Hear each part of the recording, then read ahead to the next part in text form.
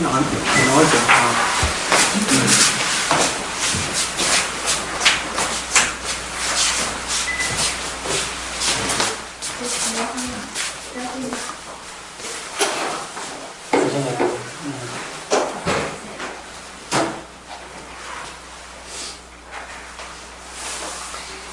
애기 아빠 주고.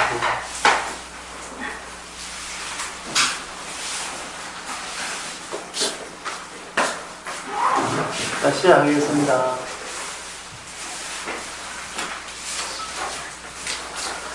오늘 레위기 22장 17절부터 하겠습니다. 여호와께서 모세에게 일러 가라사대 아론과 그 아들들과 이스라엘 온 족속에게 고하여 이르라. 이스라엘 자손이나 그 중에 우거하는 자나 서원제나 낙헌제나 번제를 여호와께 예물로 드리려거든 연락되도록 소나 양이나 염소에 흠없는 수컷으로 드릴지니 거기 있죠. 예, 이 예익이랑 마찬가지고 율법을 이렇게 보게 되면 하나의 법이라는 것은 인간이 원하는 것을 제시하지 않습니다. 늘 이렇게 하나의 법을 대하면 인간이 거북스러워요.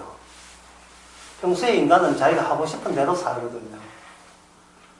그러면 내가 오늘 하고 싶다는 스케줄을 누가 정하냐? 본인이 정한다면 그런 식으로 평생을 살아옵니다.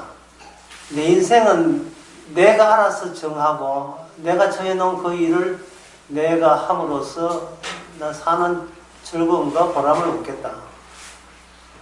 그런 생각이 투철한데 그 생각에는 무엇이 끼어들지 않느냐, 끼어들 수가 없냐. 내가 원하는 식으로 살 때니까 제3자들은 좀 내 일에 관여하지 마세요 라는 그러한 의식이 강하게 깔려 있어요. 내 인생은 내 즐거운 대로 내 인생 내가 알아서 하겠다. 그런데 성경 말씀에 보게 되면 성경 말씀은 이거는 우리가 원하는 것을 제시한 게 아닙니다. 일종의 하나님이 갑질하는 같은 느낌이 들죠. 내 원하는 건 따로 있는데 내 원하는 것을 하나님께서 강제하듯이 아래 사람 지시하듯이 이렇게 해줘버리면 하게 되면 뭐 천지를 만드시고 뭐 세상을 주관하고 마지막에 심판까지 관장한다 하니까 어쩔 수 없이 뭐 시킨 대로 해주기는 해주지만 내끼어서 즐겁게 하고 싶은 마음은 없는 겁니다. 이 속으로 더러워라 해주자 뭐 이러지. 예. 그러니까 또 안 해주면 또 삐져가지고 내 인생에 내 인생 가로막고 나설 거에 뻔하기 때문에 아이고 해주자. 예. 원하는 대로 뭐 시킨 대로 해주지 뭐. 예, 그런 식으로 나오는 겁니다. 인간들이. 이것은 모든 인간이 다 그래요. 유대인들도 마찬가지고. 별로 감사하고 좋고 아주 좋은 기분이 아니다 이 말이죠.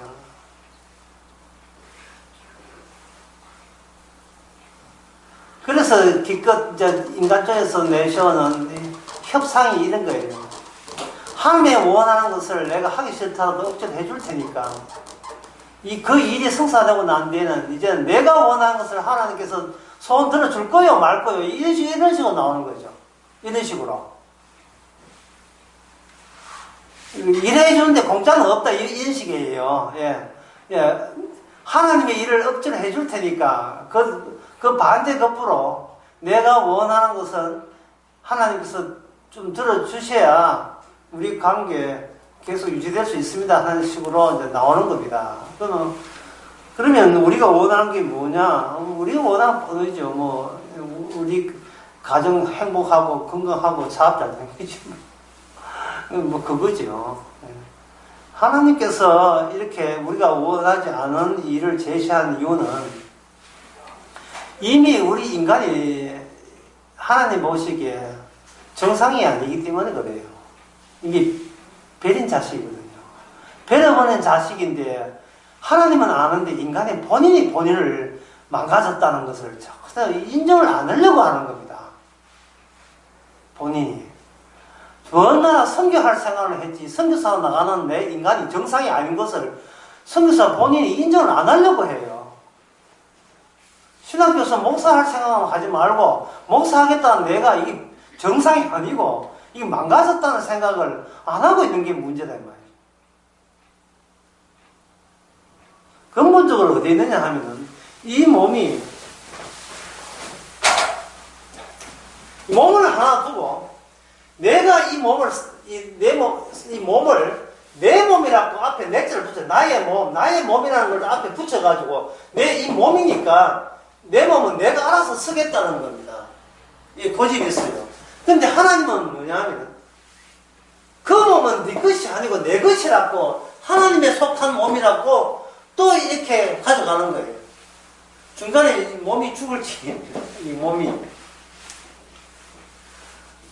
양쪽 다 고집이 세지요. 내 몸은 내 몸이니까 내가 원한다고 쓰겠습니다.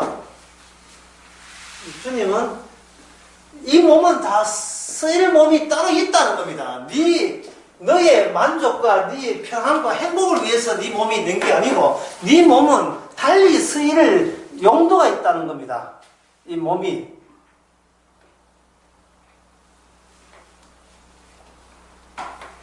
그 몸의 용도가 무엇이냐 하는 그것은 이렇게 선다고 주께서는 그런 식으로 이야기하는 것이 아니고 그동안 네 몸을 네 원대로 썼더니만 나온 결과가 이렇게 개판 아니냐, 이게 엉망이 아니냐, 그런 식으로 하나님께서 우리를 치고 들어오시죠. 예를 들면 이런 겁니다. 창세기 11장에 사람들이 탑을 하나 쌓게 되죠. 시나ար 땅에 탑을 쌓는데 그 탑이 이름이 뭐냐면 바벨탑이에요. 바벨탑을 쌓으면서 그냥 인간들은 탑을 이렇게 타는 그 자기 모습을 즐거워하겠지만 하나님은 그 의도를 보는 겁니다. 그 탑을 쌓을 때 뭐 그 목적이 있을 것이 아니냐. 그 목적이 뭐냐? 그 목적은 이미 하나님이 간파하고 있었습니다. 우리 이름이 하늘까지 닿겠다는 거예요. 이 말은 뭐냐 하면 우리 이름이 어중간하게 중간에 하나님께 닿지 않고 하늘에 닿지 않고 어중간하게 이렇게 땅에 땅에서 왔다가 땅에서 그냥 멈추고 어중간하게 사는 것은 우리 인간의 의욕이 용납하지 않습니다. 우리는 올라갈 때까지 올라가 보겠습니다. 우리 이름을 하늘에 닿게 하는 의도로 바벨탑을 쌓은 겁니다. 거기서 이 몸을 가지고 이 육신을 인간인들이 자기 뜻대로 사용하겠다 할 때 그 뜻은 이거는 사적인 뜻 자체가 인간 전체가 공통적으로 갖고 있는 뜻이 무언가를 아주 들통났지요. 우리 이름이 어디까지 닿겠다고요? 저 갈 때까지 한번 가보겠다는 거예요. 높아질 때까지 한번 높아지게 보겠다는 겁니다. 그러면 여기서 인간의 목적은 뭐냐면 결국 자기 이름의 영광성이죠. 자기 이름의 영광성. 뭐를 가지고, 자기의 몸을 가지고, 자기의 육신을 가지고, 육체를 가지고 내 이름을 영광스럽게 만들겠대. 내 이름을 영광스럽게 만드는 것은 이 시작에 보면 이걸 간단하면서 자기 의로움을 끝까지 하늘까지 한번 뻗쳐보겠다는 거예요. 내가 얼마나 가치 있고, 내가 얼마나 자랑스럽고, 내가 얼마나 소중한, 나라는 게 얼마나 소중한 것을 하늘 끝까지, 땅 끝까지 한번 펼쳐보겠다는 의욕을 모든 인간들이 이구동성으로 공통된 마음으로 공유하고 있더라 하는 것이 바벨탑 쌓는 걸 통해서 이미 들통 나버린 거예요. 제가 아까 강의할 때 했지요. 하나님의 뜻은 뭐냐? 하나님의 뜻은 뭐냐? 하고 직접 아는 게 아니에요. 너의 뜻은 이거였잖아. 그러니까 너희들은 문제 있는 거야 하는 지적하는 형식으로 그 다음에 하나님의 뜻이 나타나는 겁니다. 자, 먼저 제가 인간의 뜻을 먼저 이야기해요. 인간의 뜻은 뭡니까? 자기 이름을 높이는 거예요. 자기 이름을 높이는 것을 바벨탑이 완공되지 못했지요. 중간에 흐지부지 됐지요. 그 말은 누가 방해했어요? 이 바벨탑 쌓는 걸 누가 방해했습니까? 하나님이 방해했지요. 그렇다면 하나님의 뜻이 무엇입니까를 구태히 물을 필요가 있어요, 없어요? 물을 필요도 없는 거예요. 하나님의 뜻은 뭐를 저지한다? 예, 딱 정답 나오죠. 하나님의 뜻은 무엇을 저지하는 겁니까?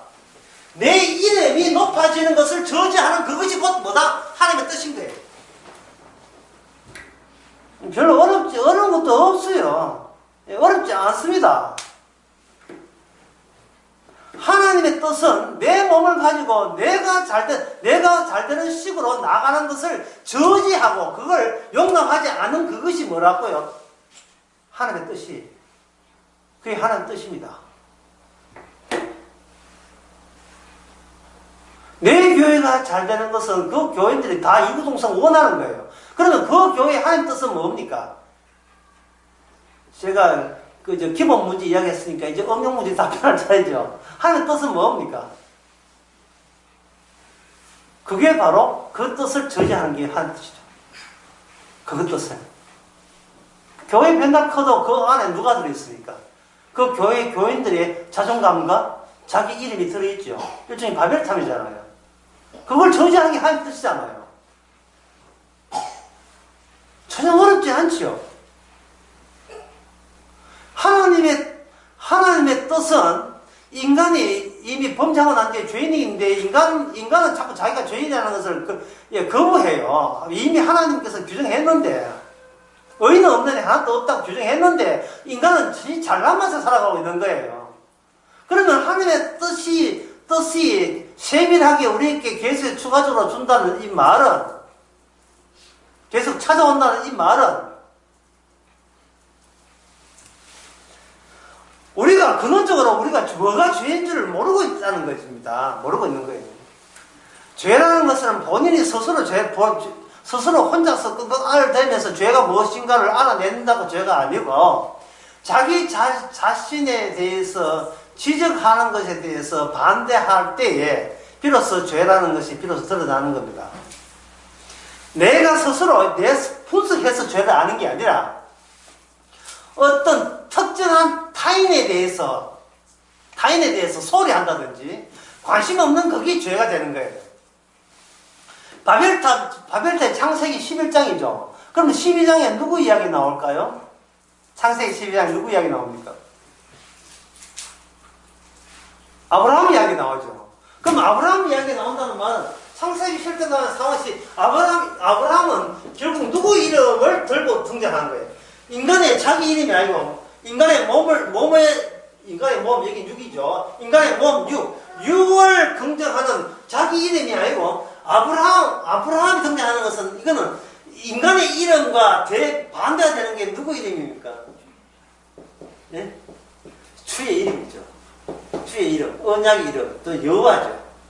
여호와 이름으로 등장하는 것이 아브라함입니다. 아브라함.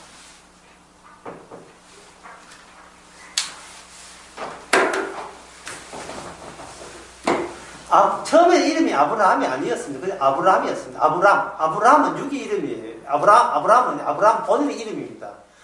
아브라함에게 아브라함의 이름은 아브라함이 상상도 못하고 예상도 못한 거예요. 그런데 여기 하나님의 언약, 하나님의 이름, 주의 이름, 약속이 오니까 아브라함이 뭐로 바뀌냐 하면 아브라함으로 바뀌어요. 그러면 아브라함은 육적인 이름이라면 아브라함은 누구 이름이겠습니까? 아브라함은 누구 이름이겠어요? 하나님의 이름인 거예요. 하나님이 아브라함이라는 육체를 하나님의 원대로 사용했다 이 말입니다. 자, 강의 처음 다시 가볼게요. 인간의 몸은 하나인데 서로 사용하겠다는 거예요. 인간의 몸은 태어난 내 몸이니까 내가 사용하겠다고 우기는 거 있는 반면에 이 몸은 네 몸이 아니고 하나님의 자기의 뜻을 펼치기 위해서 있는 몸이라고 자기 몸을 사용하려고 하는 거예요. 아브라함 몸은 하나예요. 몸 두 개 아닙니다. 하나인데 하나님은 그 아브라함이 아니고 아브라함으로 보겠다는 거고 아브라함은 아브라함으로 보겠다는 게 우리 아버지가 지어준 이름 아브라함으로 보겠다는 거예요. 하나님은 내가 네 아버지라는 거예요. 내가 나타나는 하나님이 진짜 네 몸의 아버지라는 겁니다. 생뚱맞는 이야기죠. 예, 생뚱맞는 이야기. 단순히 아브라함과 아브라함이 곱게 이전되는 게 아닙니다. 여기에 뭐냐 하면 아브라함 자신의 고집과 죄성과 불신앙이 팍팍 흙에서 도출되는 거예요. 생산되는 거예요. 하나님께서 네 자식 아브라함에서 나온 이스마엘은 내가 네 자식으로 인정하지 않겠다. 그러면 어떻게 하겠단 말입니까? 내가 약속된 자식은 네 아내가 자식을 낳지 못한 게 분명히 했을 때, 이제 더 이상 자식 놓을 기미가 전혀 없을 때, 그걸 이제 몸이 죽었다 하는데, 이 태가 죽었다 해. 태가 죽은 것을 확실하게 했을 때, 그때 죽은 태에서 임신돼서 생산된 그 애가 하나님이 아브라함 네 몸을 사용하고, 네 아내의 몸을 사용한 하나님의 뜻이 된다. 이렇게 나오는 겁니다. 예, 들어보면 어렵지 않지만 이게 현실에 있어서의 그런 사례를 찾는다는 것이 상당히 불가능하고 난해하죠. 예, 이론상 어렵지 않은데 현실적으로 그게 현실입니까? 현실에 실제로 그런 일이 있었어요 할 정도고 의아할 정도로 특이한 거예요. 여러분, 신앙은 특이한 겁니다. 지나게나 교회 가서 세례받는다고 다 천당 가는 거 아니에요. 특이해야 돼요. 내가 미쳤나 할 정도로 특이해야 됩니다. 우리가 이 특이하다는 말을 제가 하는 이유는 평소에 인간은 꾸준히 내 몸 가지고 내 편한 대로 하고 내 행복 위해 살고 내 가정 잘 되고 내가 돈 잘 벌면 그만이지 그게 하나님 믿는 뜻이지 이런 식으로 평소에 거기에 너무 몸이 젖어 있고 그런 식으로 인생을 평생 살아오고 있기 때문에 제가 특이하다는 이야기를 하는 거예요. 그런 진짜 신앙이에요. 자, 지금까지 강의하는 걸 요약하게 되면 몸은 분명히 하나인데 각자 서시겠다는 분은 양쪽에서 서로 다른 쪽에서 이 몸을 가져가서 서시겠다는 그런 갈등이 있다라는 이야기까지 했어요. 그러면 몸을 서신다면 그럼 어떻게 서시는가? 오늘 본문에 그 얘기에 나오듯이 율법은 우리가 원하는 것을 제가 처음 강의할 때지요. 하나님의 말씀은 우리가 원하는 것을 제시하지 않는다는 거예요. 그러면 이거는 우리가 원하는 것이 따로 있다는 거예요. 이 원하는 것은 아까 내가 누누이 이야기했잖아요. 원하는 것은 내 몸이니까 내가 내 행복을 위해서 사용할 때 내가 손대지 마세요. 이게 우리가 원하는 거예요. 그러나 그거는 하나님의 법이라고 할 수 없습니다. 하나님의 법은 하나님의 뜻에 맞추기 위한 원칙들이 제시되는 거예요. 내가 원하는 걸 주는 원칙이 아니고 내가 원하는다고 해서 내 몸을 붙드는 이 손모가지를 떼치는 거예요. 이거 손 떼라. 네 인생에서 네가 손 떼라. 이게 주의 법이에요. 이게 내가 내 몸에 손을 떼는 걸 이걸 가지고 신약에서는 뭐라고 하냐 이걸 가지고 구약도 마찬가지 이걸 죽음이라고 하는 거예요. 죽음. 죽음. 내 몸에서 내가 손을 떼는 거예요.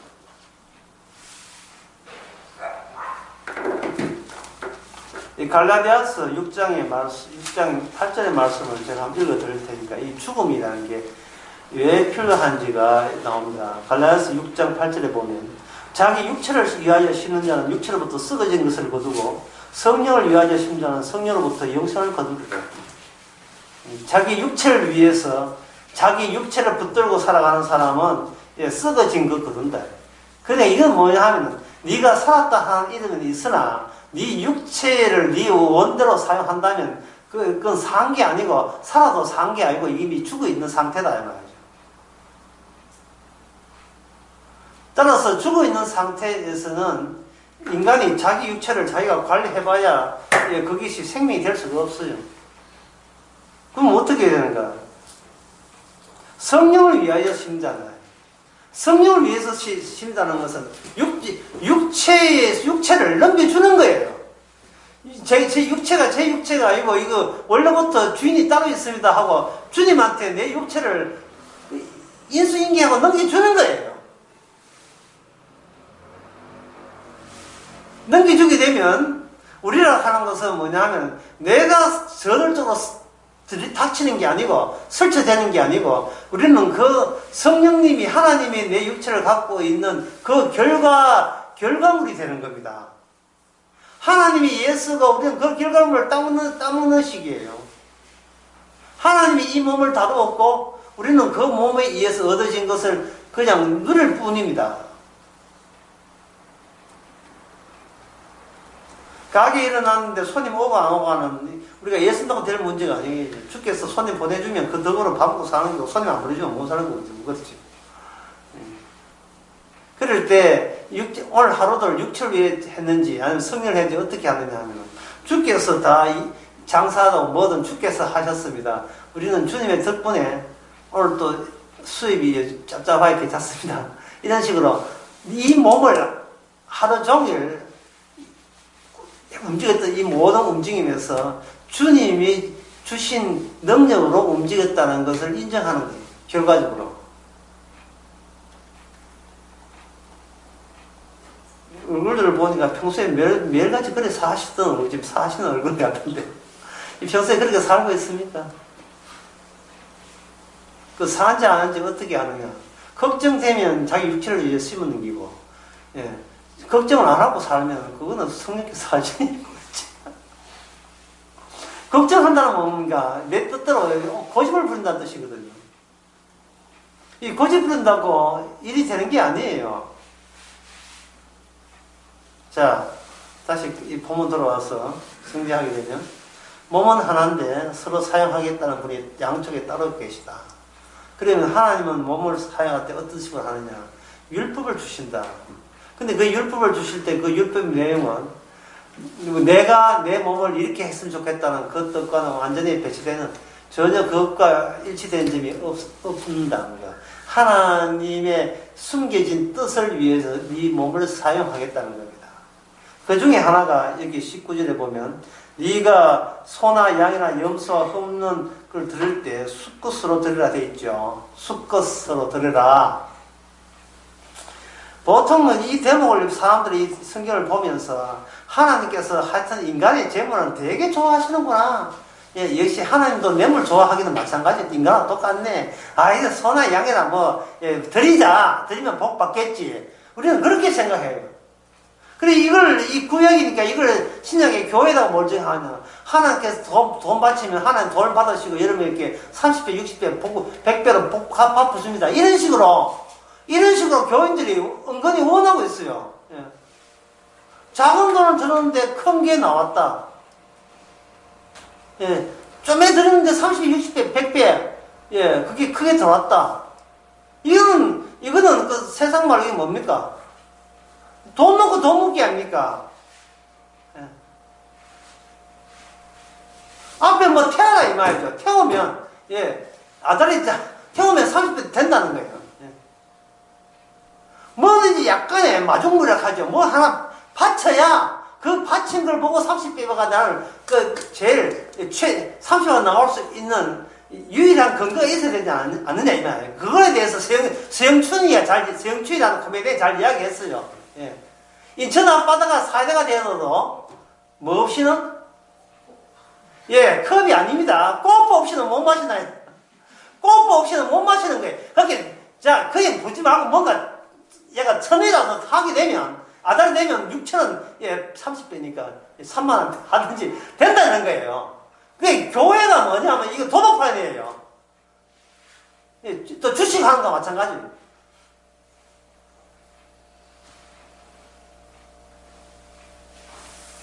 하나님께서 바치기를 네가 복을 못 받는 것은 안 바쳐서 복을 못 받다는 겁니다. 그런 식으로 성급하게 그런 식으로 해석해버려요, 이걸.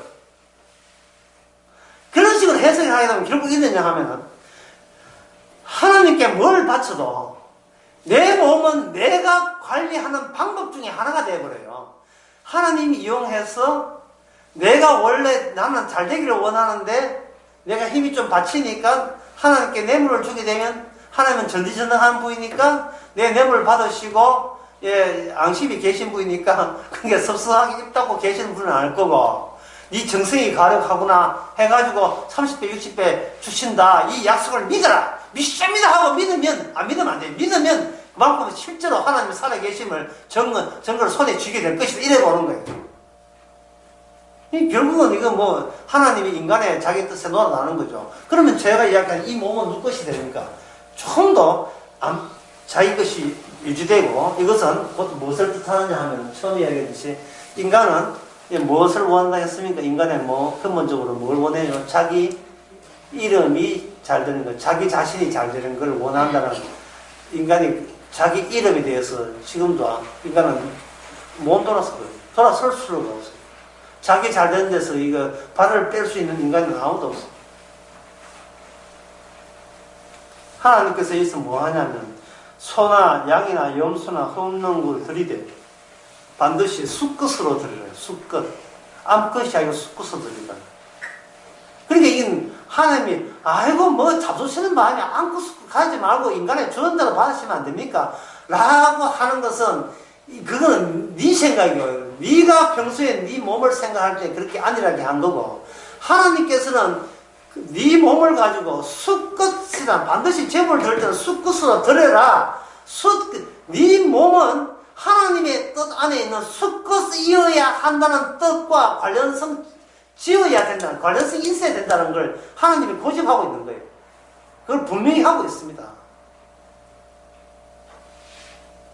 그러면 왜 수컷이냐 하는 그 문제를 해야 되게 왜 암컷은 안 되고 수컷이냐 이 말이에요. 좀 더 어렵게 말해서 암컷 수컷 따지지 않았으면 좋겠는데 왜 그걸 굳이 따지십니까? 그게 하나님의 뜻이라면 도대체 하나님의 뜻은 어떤 구조로 짜여져 있기에 굳이 수컷이어야 됩니까? 라는 거기에 대해서 우리가 모르면 안 되죠. 그거 알고 있어야 되겠죠. 창세기 15장 8절에서 9절에 보게 되면 거기에 하나님께서 아브라함에게 찾아오는 대목이 있는데 유독 거기서 암컷과 수컷을 예리하게 구분하시는 대목이 나옵니다. 자, 제물에 대해서 기본적인 것을 먼저 말씀드리겠습니다. 제물이란 하나님의 반영이에요. 제물이라는 하나님의 거울이라면 그 거울 속에 하나님의 얼굴이 담겨야 되는 겁니다. 하나님의 본성이 담겨지고 본질이 담겨 있어요. 이 제물 안에. 그런데 제물을 할 때는 반드시 제물이 어떤 제물이든 항상 어디에 합니까? 제단 위에 하죠. 제단 위에 그냥 얹기만 하는 겁니까? 여기 뭐가 들어갑니까? 여기에 불이 들어가죠. 불이 제단 위에 불을 들어간다는 거. 불이 가미된다는 것은 이 제물을 어떻게 하겠다는 거예요? 뭐 이쁘게 화장하겠다는 뜻이에요? 뭐예요?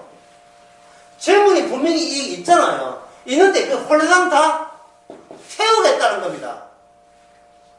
다 태우는 거예요. 제물이 태우는 것을 가지고 이게 뭐냐 물어 죽음이다 이 말이죠. 다시 말해서 하나님의 본 얼굴, 하나님의 본성, 하나님의 본질은 어디 안에서만 발현될 수 있다? 하나님의 뜻에 의한 죽는 사건 안에서만 하나님의 자신을 드러낸다 이겁니다. 죽는 사건 안에. 예수님을 가지고 마태복음 20, 마태복음에 보면 20절 나오면 마지막 때 새 언약이라 할 때에 예수님께서 자신을 어린 양이라 보죠. 요한복음 1장 같은 경우에 세상 제일 어린 양이죠. 자, 자기를 어린 양이라 보는 거예요. 요한계시록도 마찬가지고 새끼 양이라고 예수님을 양으로 보는데 양으로 본다는 말은 이것은 뭐 이쁘다, 참하다, 도시도시하다 그런 뜻이 아니고 이것은 바로 죽기 위한 제물이라는 뜻이에요. 누가요? 예수님이. 그런데 예수님은 그건 뭐다? 하나님의 얼굴입니다. 하늘에 계신 아버지는 우리는 몰라요. 근데 아들을 통해서 뭘 안다? 아버지를 아는 거예요. 아들은 아버지의 내부입니다. 아버지의 내부. 아버지 안에 아들 들어있어요. 근데 아들이 그냥 멀쩡하게 키, 신장 매직, 체중 얼마 이렇다는 게 아니고 그 아들이 우리에게 보여줄 때 아들을 휘 감아있는 어떤 아버지의 뜻이 짊어진 뜻이 있어요. 그 뜻이 사건인데 그 뜻을 이 하나의 원리 원칙이거든요. 하나의 원리 원칙이 어떤 사건화되어서 그 마지막에 우리에게 다 보여주는 겁니다. 그 사건이 무슨 사건이냐 하면 바로 예수님 죽는 십자가 사건이에요. 십자가 사건. 하나님이 자기 백성에게 나타날 때 하나님 도대체 어떤 분입니까? 죽는 하나님. 너희들 뜻은 네가 살고 싶지. 아버지의 뜻은 죽는 거다. 너의 뜻과 정반대되는 거예요. 너희들은 살아서 너의 이름을 영광스럽게 하고 살아있다는 것을 자랑스러워하는데 하나님은 반대로 죽는 것을 영광스럽게 여깁니다.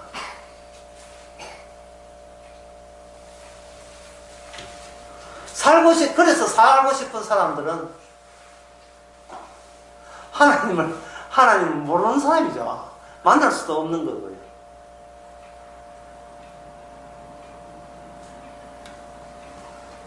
예수님의 죽으심은 하나님의 얼마나 엄격하고 두려운 그 거룩을 인하여 저주받은 죽음이었어요. 죄가 있다는 이유 때문에 아버지께 버림받으신 거예요. 아버지 뜻은 뭐냐? 죄 있는 것은 아들이라도 버리겠다. 근데 나는 받아들이지 않겠다. 그게 아버지 뜻입니다. 그래서 그런 아버지는 하나님은 우리가 몰라요. 모르는데 아버지의 뜻에 의해서 오신 하나님의 언약의 사람 또는 아들, 언약의 사람이 이 땅에, 이 지상에 아버지의 뜻을 남기기 위해서 그 제물이라는 걸 섞어서 드리고 어떻게 드리고 세세의 율법들을 해놓고는 그 율법을 재단에서 홀라당 다 태워버리는 겁니다. 재단에서 제물이 아까 제물 어디 갔지? 다 태워 없앴어요. 이게 아버지의 뜻이에요. 있으면 아버지에 있어 없음으로 나가야 돼요. 있음이 그대로 있으면 안 돼요. 있다는 것이 사실은 하나님 앞에서는 없어져야 될 그 대상이다. 없어질 거리에 불과한 거예요. 거기에 참여해야 돼요. 우리가 참여하는 거예요. 내가 여기 있으니까 나의 자존감, 자존심, 우리 가정은 어떤지만 내 지금은 어떻고 하늘 수입은 어떻고 하늘 뒤에 줄글 따라오는 게 많아요. 나는 인물이 이쁘고 잘생기고 키는 훌쩍하고 배워 많고 배웠고 내가 있으니까 그런 것들이 있단 말이죠. 우리 교인이 몇 명이고 그런데 주님의 재단 앞에 십자가 앞에 우리 몸을 던진다면 그 뒤에 따라오는 다른 긴 꼬리 같은 거 있잖아요. 나는 이렇게 배웠고, 어느 학교, 대학 출시고, 이 모든 것도 재단 어떻게 됩니까? 홀랑 다 타는 거죠. 다 없는 거예요. 옛날 단편에, 유명한 단편에 그런 단편 있잖아요. 남편은 아내를 위해서, 아내가 남편을 섬기기 위해서 너무 사랑해서 그 시장에서 제일 비싼 빛, 머리 밑에 빛을 사줬는데, 막상 남편 보니까 홀라당 다 깎았어. 안에 반지 사준다고 해가지고, 있는 머리카락 다 잘라가지고. 하여튼, 부부가 사고가 안 맞아. 좀 의논해보고 하지. 이 땅에서 우리가 영생 얻고자, 천당 가고자 준비해 모든 건요. 그거는 일방적인 내 뜻이지. 아버지 뜻은 그게 아니에요. 한 11조를 30년간 빠짐없이 다 했고, 적금 8시, 주일 헌금 다 했고, 개척교회 했고, 꼭 일주일에 하면서, 이슬비 전도, 고구마 전도 해가지고, 교회 해놓고, 온갖 준비할 거 준비 다 했어요. 경건하게 살고, 가출소 하면 안 가고, 우리 부부싸움, 진짜, 누구한테 욕하면 안 하고, 그러니까 과속도 하면 하고 깨끗하게 살았습니다. 이제 이만큼 준비하면 절 받아주시겠지요? 뒤에 구글 절자에 뒤 따로 대도 않은 그 지향스러운 것들을 많이 해가지고 하게 되면 네가 몰라도 너무 모른다. 그딴 게 아무 소용은 없어요, 그게.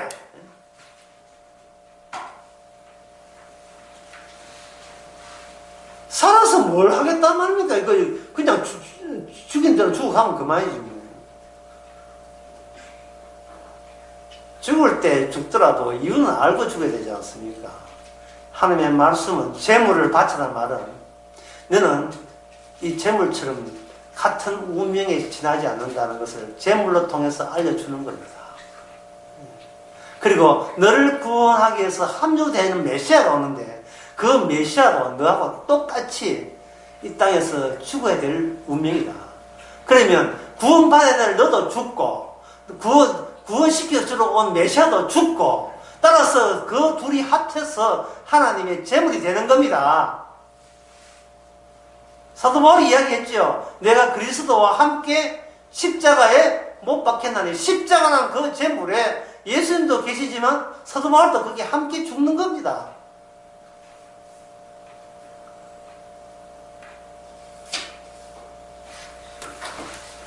자, 그런데 죽는데 죽으면서 그냥 같이 죽으면 같이 합동 자살이 되잖아요. 그죠? 자살되지 말고 누구는 빠져나와야 됩니다. 같이 죽고 난 뒤에 우리는 죽는 것이 마땅하지만 죽지 않아야 될 분, 죄가 없어진 분이 죄를 위해서 함께 죽었다면 그 함께 죽었다는 그분이 그게 그분의 의거든요.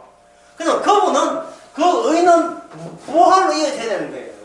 죽을 때 두 사람이 죽었는데 먼저 한 사람부터 먼저 부활되고 난 뒤에 그걸 부활의 첫 열매라고 합니다. 누굽니까? 부활의 첫 열매가 예수님이죠. 예수님의 죽음에 참석한 사람. 그리고 예수님의 부활을 믿는 사람이 아니고 예수님의 죽음에 참석한 사람에게만 두 번째 부활이 주어지는 겁니다. 부활절 지킨다고 부활절 믿습니다 하고 천당에 부활되는 게 아니고 예수님의 죽으심에 참석해야 돼요. 참여해야 돼요.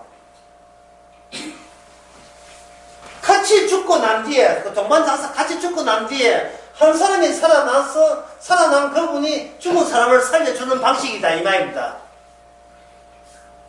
참 쉽죠? 이 구원이 억수로 쉬워요. 근데 어느 데모서 어려웠냐 하면은 나는 이미 죽은 자다라는 이 서술, 이 문장이 현실로 받아들이기가 이게 어려운 겁니다. 예. 예, 죽기에는 너무 잘생기기 때문에. 죽기에는 너무 착한 일을 많이 했기 때문에. 죽기에는 너무 성실한 가장이다.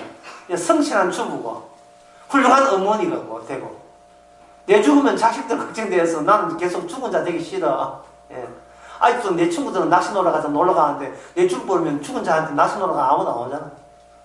그래서 우리는 내가 죽었다는 이 현실을, 이것을 우리는 계속 피하고 돌아다닙니다. 계속 기피해요. 예. 안 되는 걸로 칩시다. 얘가 돌아다니는 거예요. 계속. 얼마나 내가 잘났는지를 뽐내면서 평생을 살고 싶어 해요. 나 이렇게 살아왔고, 이렇게 사는 그 보상받고 이게 잘 되고 있다고, 그거 떠버리고 살아가는 거예요. 계속.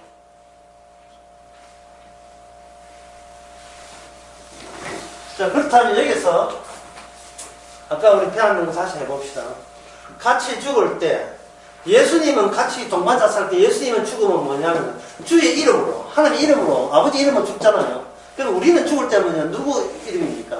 내 고집처럼 내 이름을 가지고 가죠. 그럼 내 이름은 죽고 주님께서 주의 이름을 완성하기 위해서는 나를 뭐로 바꿉니까? 교체해야 되겠죠. 살아갈 때 다시 내 이름으로 살아나는 일은 있어야 돼요? 없어야 돼요? 없어야 되죠. 그거 자체가 죄니까. 그게 바벨탑입니까? 내 자체가 탑 아닙니까? 우리는 그걸 앞에 또 하나의 탑으로서 그걸 앞에 내 모습을 보고 있는 거예요. 나 왜 이 탑인데 이쁜 탑이고 뭐 이런 식으로 오늘 가장 잘된 탑이다 뭐 이래. 자기 자신을 영광을 하늘까지 하나님이 알아주기까지 하나님 좀 내 잘남을 좀 같이 공유해서 알아줬으면 좋겠다. 그게 매일같이 끌어오르는 이 마그마처럼 끌어오르는 우리의 기본적인 탐욕이거든요. 예? 오늘 또 기도했으니까 응답해 주시길 바랍니다. 이런 거요. 오늘 착한 일 했으니까 우리 가정에 복을 듬뿍 주시옵소서. 이런 식이에요. 자기 이름을 포기를 할 줄 몰라요. 포기하는 법을 배운 적이 게 없고 또 배워서 될 문제도 아니고 이 본능이니까. 따라서 주님께서 주의 이름으로 왔기 때문에 교체가 되겠죠. 이거 주의 이름으로 부활되잖아요. 그럼 부활하신 분이 우리가 찾아오게 되면 뭐가 되면 성령으로 오시거든요. 성령으로 오시게 되면 인간의 몸을 이제는 나의 이름에 포박되지 아니하고 일방적으로 우리 모든 일을 이신 주를 위한 몸으로 이걸 전환하는 데 있어서 성령께서 가만히 있지 않고 계속해서 활동을 하겠죠. 활동을 하겠죠. 그러면 이게 들어갈 때는, 죽을 때는 뭐냐면 수컷으로 들어가요. 나올 때는 뭐냐면 암컷으로 나오는 겁니다. 이게 창세기 한번 봅시다. 15장 8절에서 9절. 9절 읽어보겠습니다. 여호와께서 그에게 이르시되 나를 위하여 3년 된 암소와 3년 된 암염소와 3년 된 수양이 되죠. 처음에 뭐가 나옵니까? 3년 된 암소, 3년 된 염소. 이게 암컷입니까? 수컷입니까? 암컷이죠. 암컷.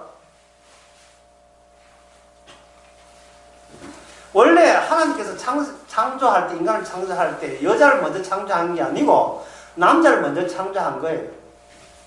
그리고 인간이 범죄하고 난 뒤에는 순서가 남자가 먼저가 아니고 여자가 먼저입니다. 이 범죄하고 난 인간을 구원할 때는 그게 창세기 3장 15절에 여자의 후손이 뱀의 인질로 잡혀있는 자기 백성을 구해요. 뱀의 후손과 싸우는 자가 남자예요, 여자예요? 남자라니까요. 남자. 처음에 창조할 때는 남자가 누가 먼저예요? 수컷이 먼저고 수컷 때문에 뒤에 암컷이 만들어졌잖아요. 그런데 창세기 3장 이후에 하나님이 인간을 구원하기 위해서 약속을 할 때는 그 약속에서 주인공은 수컷입니까? 암컷입니까? 남자예요? 여자예요? 예. 여자 아닙니까? 여자. 남자의 이름이 뭐냐? 흑이에요. 근데 하와의 이름은 뜻이 뭐예요? 생명이잖아요. 이 말은 남자는 생명이 아니다 이 말이야. 생명은 어느 쪽에서 시작한다? 여자 쪽에서 시작하는 거예요. 여자가 흑에 죽음에 불과한 남자에게 생명을 부여하게 되면 죽은 남자가 여자 덕분에 사는 겁니다. 이 페미니즘인가?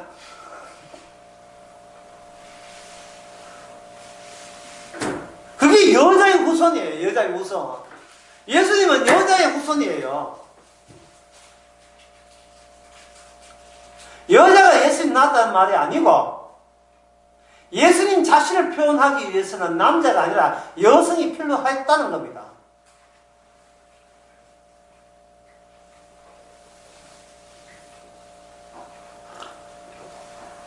마리아가 여자는 말이 아니고 예수님 자신이 여성성이다 이 말입니다. 예수님 자신이. 왜냐하면 후손이라 하는 것은 선조는 후손이 갖고 있는 내용을 미리 앞당겨 보여주는 거예요. 예수님 갖고 있는 성질이 뭐냐면 이 땅에 지상에 어떤 인간의 뜻이 포함되지 않아요. 하늘의 뜻이에요. 하늘의 뜻이 있다는 이것은 일방적인 하나님의 약속에서 출발할 것이다. 그럼 약속이 뭐냐? 남자의 후손이 아니고 여자의 후손이 약속이라면 예수님의 됨은 바로 인간의 뜻에 포함되지 않은 그것을 여자의 후손이라는 표현을 한 거예요. 왜냐하면 인간 세상은 범죄하고 난 뒤에 남자의 세계이기 때문에요. 여자는 남자에 복속해야 되고 남자를 사모해야 되고 남자 없이는 못 사는 그런 식으로 돼서 이 세상은. 따라서 이 여성이라 하는 것은 지상에 존재하지 않는 원칙을 가지고 여성이라고 표현한 겁니다. 제가 그냥 괜한 말에 괜히 그냥 함부로 한 말이 아니고 갈라디아서 4장에 있는 말씀인데 전에 여러 번 했기 때문에 그냥 요 말씀이 여러 말씀이 있다는 거 하고 그냥 이거 넘어가겠습니다. 갈라디아서 4장 26절에 보면 위에 있는 예루살렘은 자유자니 곧 우리 어머니라. 바로 위에 있는 어머니 이렇게 했어요. 어머니. 기록된 바 인대치 못한 자를 즐거워하라. 그렇지 못한 자를 소리 지를 외쳐라. 이는 홀로 사는 자저가 남편 있는 자녀보다 많다. 이 지상을 대표하는 남자와 하늘을 대표하는 여자의 남자에 속한 자식과의 남자에 속한 자식은 육에 속한 자식이지만 하늘에 속한 자식은 영에 속한 자식, 하나님의 구원에 속한 자식인데 그걸 가지고 어머니가 이 지상에 없다고 본 거예요. 하늘에 있는 우리 어머니라 표현된 겁니다. 여수이라 하는 마리아를 말하는 게 아니고 예수님 자신이 이 땅에 왔을 때는 이 지상의 사람이 아니라는 것을 표현하기 위해서 여자의 후손이라고 이야기하는 거예요. 아닌 것 같은데, 눈으로 하는 것 같아가지고, 자꾸 설명이 자꾸 가해지는데, 그걸 왜 그렇게 하냐면, 창세기 15장 8절에서 9절에서, 그 높은 단계, 재물이 높은 단계에 있어요. 염소는 높은 단계고, 아래쪽은 양은 낮은 단계예요. 높은 단계의 그 재물에, 암수 구벌은 뭐냐? 암컷이에요, 암컷. 낮은 단계는 뭡니까? 수컷인 겁니다. 이 재물은 누구의 얼굴을 겠습니까? 하나님의 얼굴이죠. 하나님의 모습이죠. 하나님의 모습에는 하나님의 사건, 하나님이 일할 사건들을 함축해서 보여주는 겁니다. 하늘에서 땅에 있는 자를 건져내는 거예요.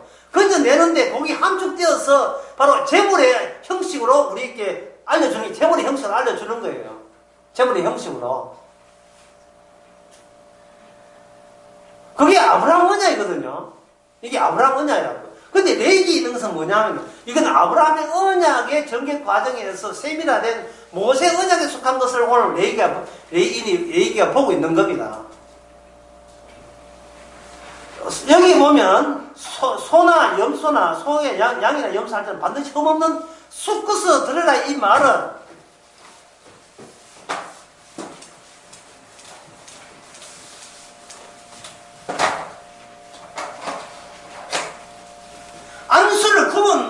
암수를 구분하겠다는 내 의지가 거기에 재물 속에, 수컷이라는 말 속에 담겨 있다는 겁니다. 암수를 구별하겠다는 거예요, 암수. 여자의 후손과 남자의 후손을 구분하겠다, 그 뜻이에요.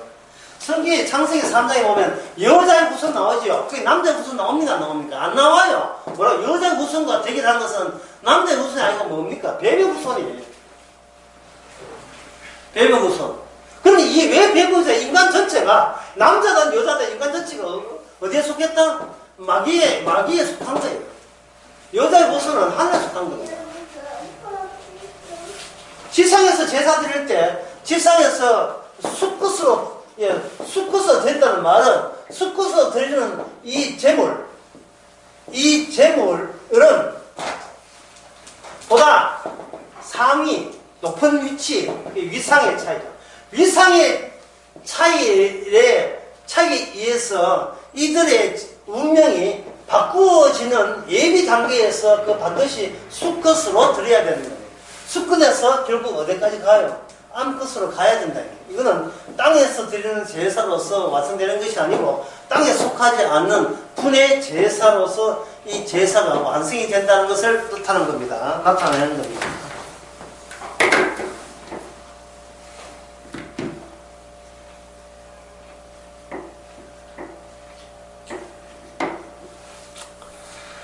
제가 여러분들이 아무 설명도 잘 모르는 몸을 하고 있기 때문에 제가 예를 들겠습니다.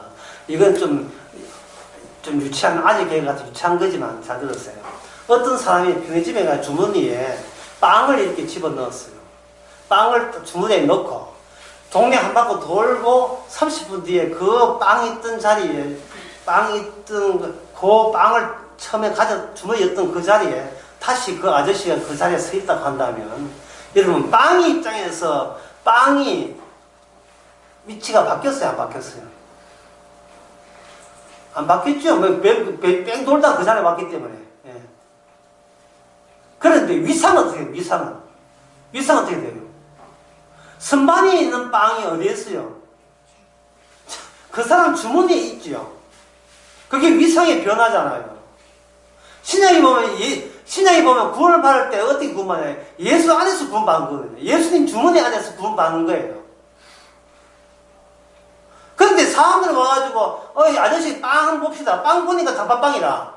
처음에 선빵 받을 때도 모임이 무슨 빵? 단팥빵. 주머니 꺼내놓은 단팥빵. 전혀 달라질 게 없어요. 성령 받기 전에 다바빵, 성령 받고 후에 다바빵. 사람들은 이 위상의 변화를 찾아낼 수가 없습니다. 예수 믿을 때도 새끼 먹고, 예수 믿기 전에도 새끼 먹고, 뭐 달라질 게 전혀 없어요. 그러나 예수 안에는 위상이 바뀌는 겁니다. 전에는 그냥 누구 안에라는 게 없어요. 누구 주머니 안에, 호주머니 안에 들어있지 않았어요. 내 인생 내가 사는 겁니다. 근데 주님께 나를 발치했어요. 나를 강탈해가지고 자기 주머니 속에 집어넣고 온 세상을 다 도와다니는 거예요. 죽는 것은 똑같이 죽는데, 죽는 모습 보이면 예수 믿는 수는 별 다른 거 없는데, 위상이 달라요, 위상이. 한쪽에서는 수컷이었는데, 나중에는 암컷으로 바뀐 거예요. 여자의 후손에 속하는 거예요. 처음에는 부모가 나를 태어났는데, 나중에 성령 받고 난 데는 하늘의 어머니가 나를 새로운 피조물을 만들었다, 이 말이죠. 주님이 손댄 거예요. 주님이 다른 위상을 바뀌게 한 겁니다. 그 위상 변화가 여기 율법 안에 그 내용이 담겨 있는데, 더 자세한 것은 10분 쉬고 두 번째 시간에 봅시다.